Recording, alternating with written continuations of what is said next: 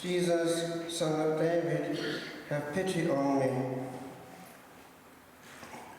We have a trace of that in our liturgy, and in the Eastern Church they have it even more so, for they repeat Kyrie eleison a lot, and they have the tradition, especially in the monastic life, of the ongoing repetition of the prayer of the heart, the Jesus prayer.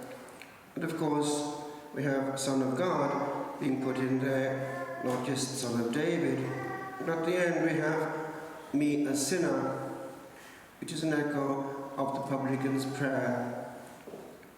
It's us, if we're honest. And as we approach this sacred season of Lent, that should be really the leitmotif. Have pity on me.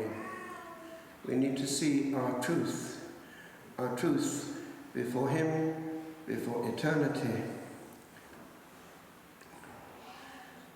We're all, my friends, into extra time. One looks back, one sees unexpected surprises. People who should really, we think, still be here. Friends who have gone suddenly into the beyond. People who have prayed with us. Remember, not that long ago, the Gardaí coming to the door. Do you know anything about Siobhan Corrigan, who is her next of kin? Why? She's just died. And on we would go. Likewise, Hugh Davey in his 40s. Likewise, Catherine Griffin, who would have prayed here, and whom I married, that is to say, I did their marriage in Rome, and 5 years afterwards, not far from here, she was killed in an accident. And on we could go. People that normally we would expect to be with us for many years. And we don't know the day or the hour. We haven't a clue how long we're going to be here for. So Lent is a time to make sure that whatever happens, we're ready to go. And not only that, it's a time to give back to the Creator His rights, His full rights. For after all, He knows better than we do what is best for us and what actually is His project for us. That's especially true for the young people who still have life choices ahead of them.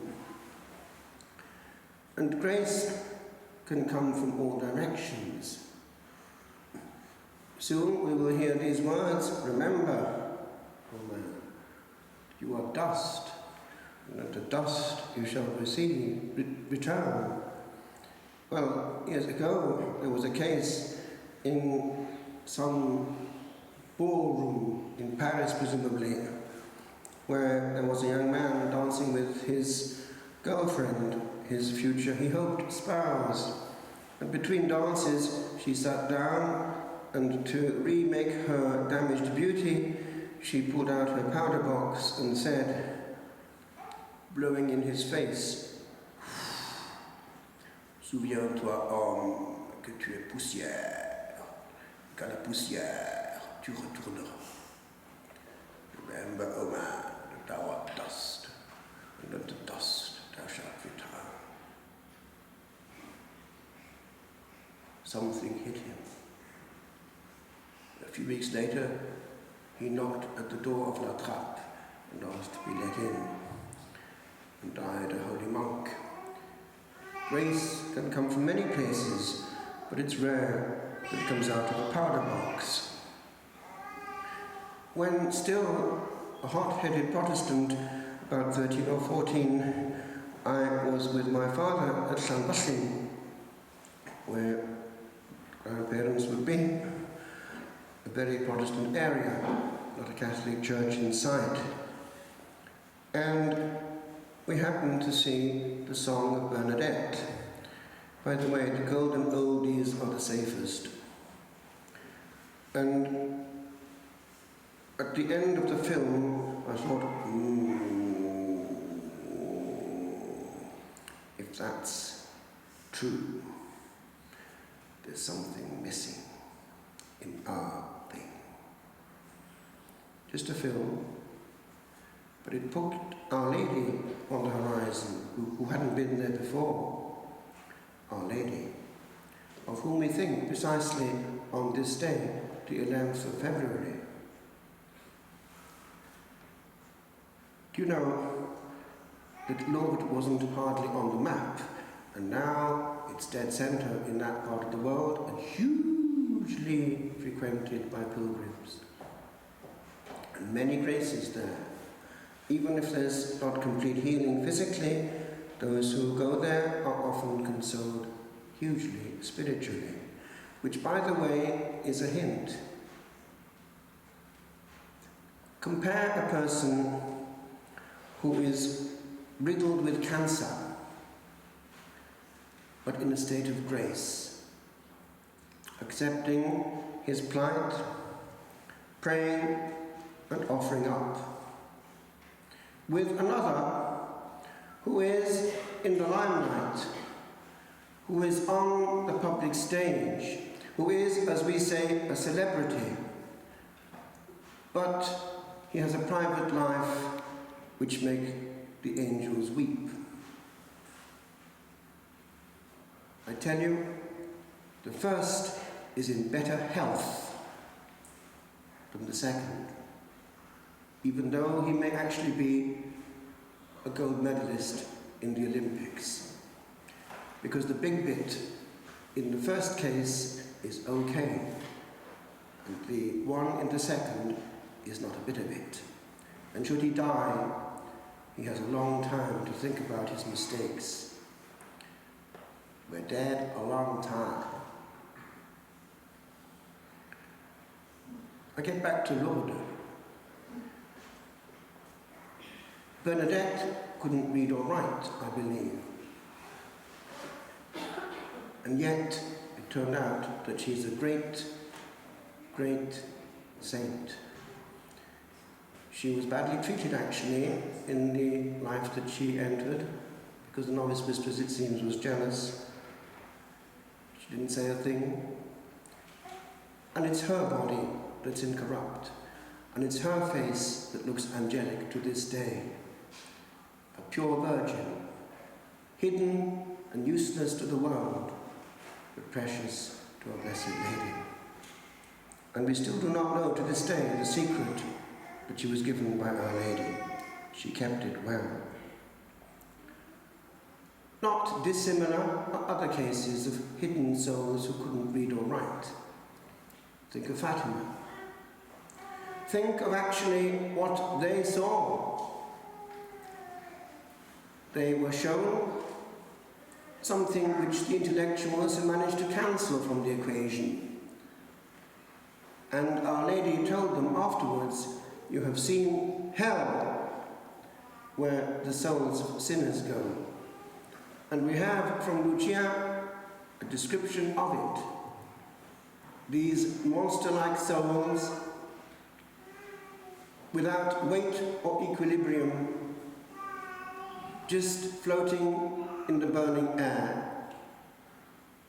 And they were given to understand that Our Lady wanted to stop this loss of souls. And she showed them how to help her, making sacrifices, praying, the rosary especially, and they became, in their own way, little victim souls. And on we could go in this Marian age. At the end of the visions at Fatima, she did actually indicate that she would return as Our Lady of Mount Carmel, and she did. You know where, don't you? Garabandal. That was the form she took, just when things were becoming unstuck. And St. Michael also was involved, and we were told that the Blessed Sacrament was being given less honor, and it was getting worse. There's no way that Garabandal was put on. There's footage of all kinds of things going on, including, of course, the miraculous communion.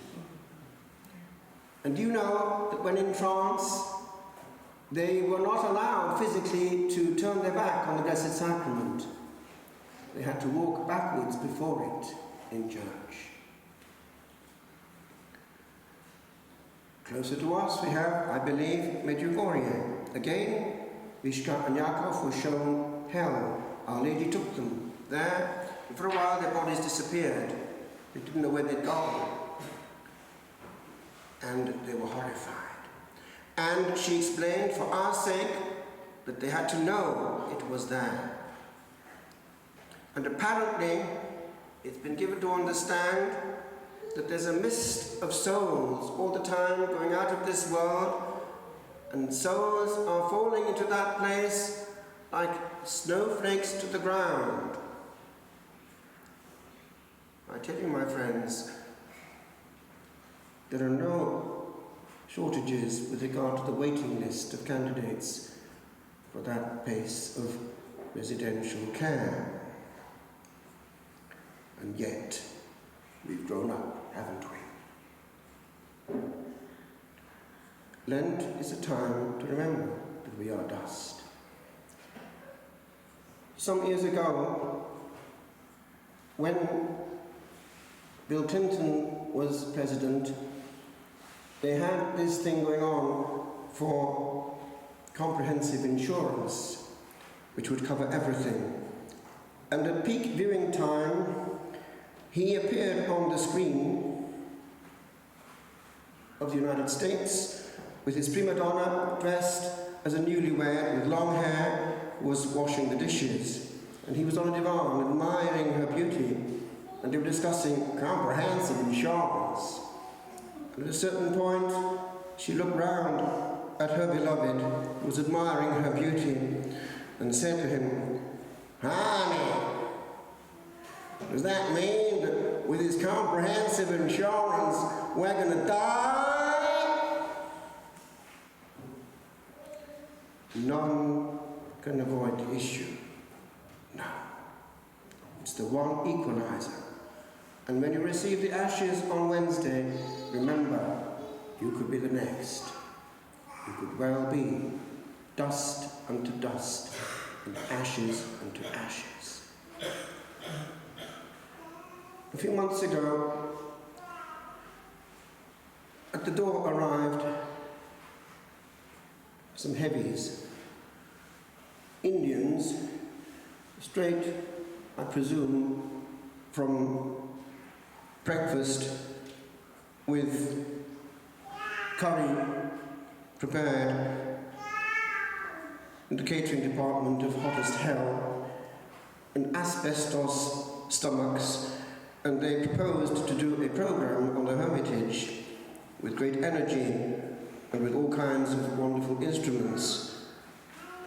And they got me to talk and say things as they were. I heard that that'll go on the air this Thursday, if you're that way inclined, on Shalom TV, which you can see on your computer. It's called Vocare, that series about vocation. So on Thursday next at 8:30, if you want to see what the Indians can do when they mean business. And that station, by the way, is an interesting gift of Providence for our time. It works 24/7, non-stop, and fills the airways for about 1 million people with holy and good stuff, orthodox and faithful.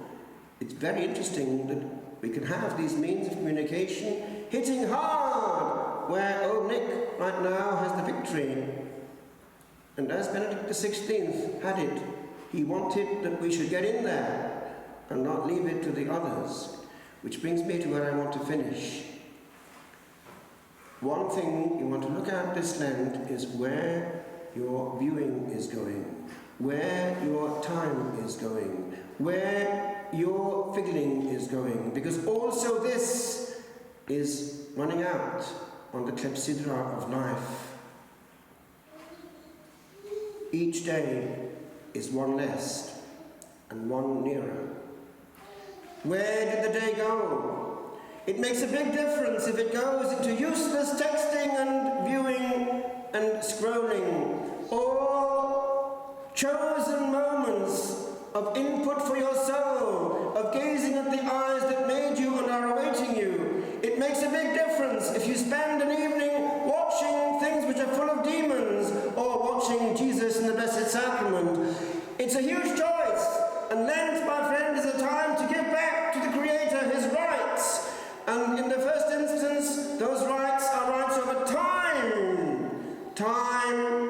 which is running out more quickly than we think. I come back to Lourdes to finish. On this day, we think about the sick. There was a little child some years ago who had great faith and he was going to be healed, and he was on his stretcher, and the bishop was coming with the Blessed Sacrament, and he knew he was going to be healed, and he waited for the moment of healing, but nothing happened.